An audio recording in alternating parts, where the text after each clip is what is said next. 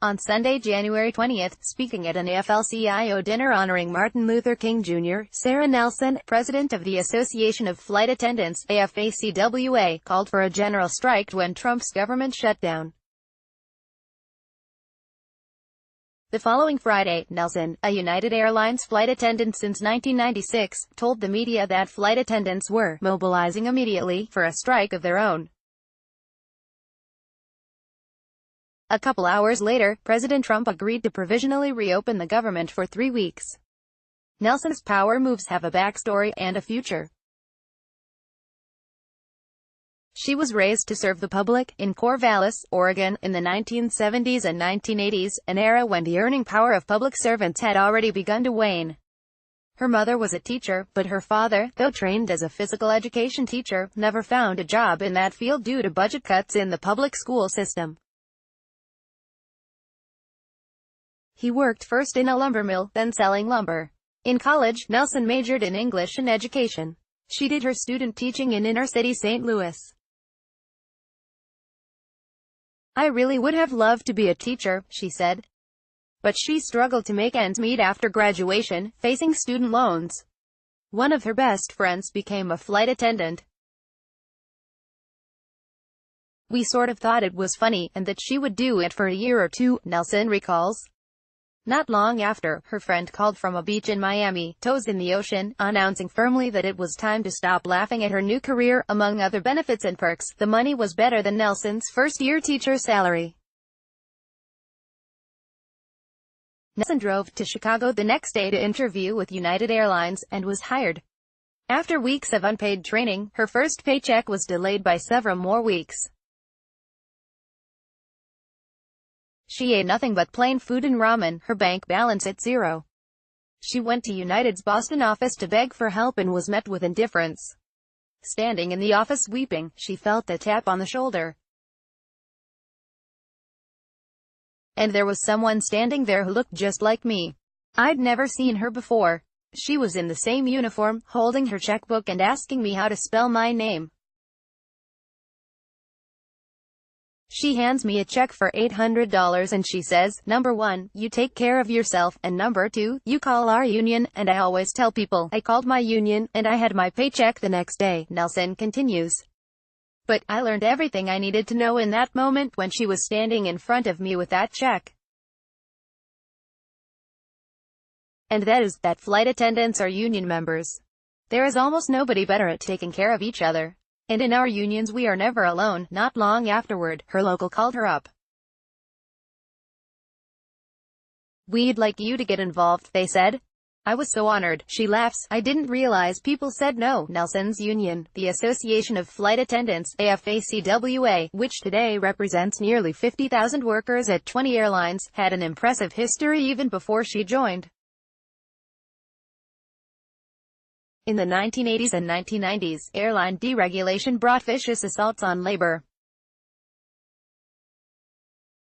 After Carl Icahn fired all the TWA strikers in 1986, he showed that flight attendants could be replaced within a few days. "We had to be able to fight back," Nelson emphasizes. In response, AFA created a strike tactic called Create Havoc around our system, chaos, whose guiding principle is that the strike is going to take any form and we are not going to give you any warning, Nelson explains. Chaos is deeply destabilizing to corporate management. It could be a single flight, where there is no replacement. It could be shutting down an entire airport, or it could be everyone walking off the job for an hour, says Nelson. You don't know where or when. And the effective result is that we control the schedule. Alaskan Airlines executives were once driven to such confused desperation by chaos that they inadvertently gave many employees a 60% raise overnight. There are no labor rights without the right to strike, says Nelson. You can't have a collective bargaining process without the right to strike. The reason is that without that threat, management has no incentive to reach an agreement with workers. When Ronald Reagan famously fired the striking air traffic controllers in 1981, he knew this, and his move had just the consequences that he and his right-wing backers desired. Making it harder for workers to go on strike has immeasurably complicated their efforts to build and exercise power, and union membership has steadily declined. But worker power is not just about having the legal right to strike. Power also lies in being organized and willing to strike. During negotiations, Nelson says, you have to be able to show the company that your workforce is ready to act. You cannot lead on policy. You can't lead by slamming your hand on the table. I've never seen management, when you walk in and make this impassioned argument at the table, that they sort of slap their head and go, oh, you're right. We should pay the flight attendants more. No, it's when they know that you have a mobilized workforce who can go out. Nelson's call for a general strike last month was moved by solidarity with government workers who are going without pay. But the flight attendants' strike preparations had an equally urgent motive: fear for their own safety.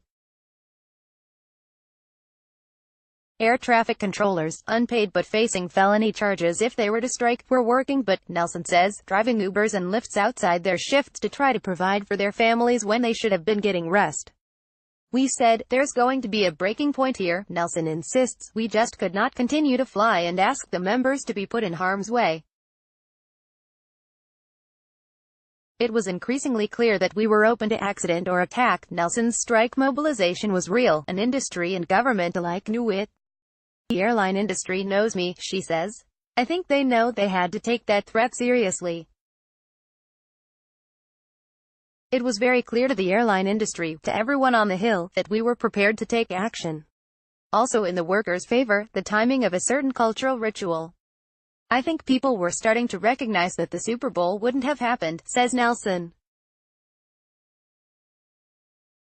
Private jets wouldn't have been able to take off. Indeed, almost all Georgia's legislators voted to end the shutdown, and Republican Senator Johnny Isakson participated in bipartisan talks to do so. He was very concerned about Atlanta and the shutdown, Nelson observes.